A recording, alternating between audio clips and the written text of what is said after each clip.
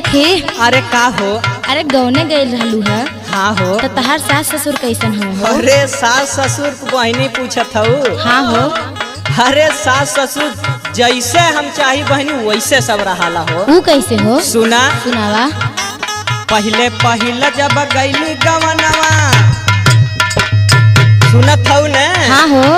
अरे पहले पहले जब गईली गवनवा जातरा मचाइला। अरे जातरा मचाइला सुनत हूँ न। हाँ एकदम सुनावा। अरे सासू नदिया के झोटा पकड़ के सावा के नाई लतियाइला।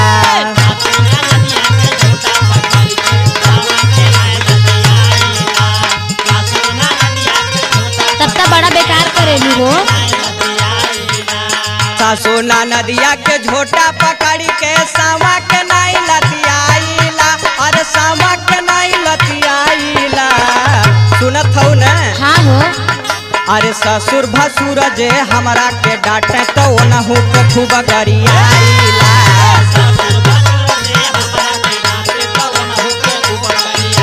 तब तक तनको निक ना करेलू हो। हाँ बहनी। अरे ससुर भसुर जे हमरा के डांटे तो ओनहु के खूब गरियाइला। अरे ओनहु के खूब गरियाइला। लहुरा देवरवा गोरु में से आवे वोहू पे ऊंचा चलाइला।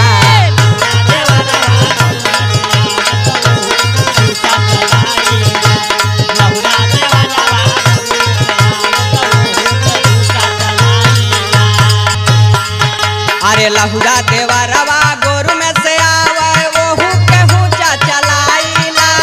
वोहू पे ऊंचा चलाइला।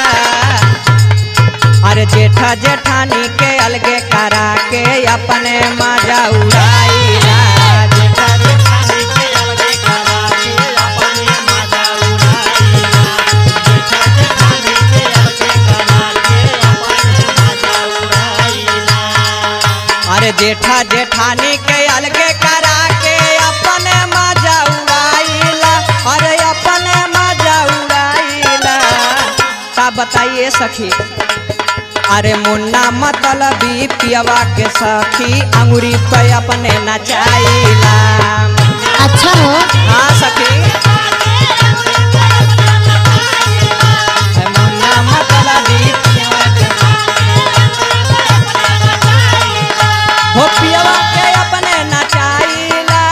पियवा के अपने नचाइला। मुन्ना मतलबी पियवा के सखी अंगूरी पे अपने नचाइला। मुन्ना मतलबी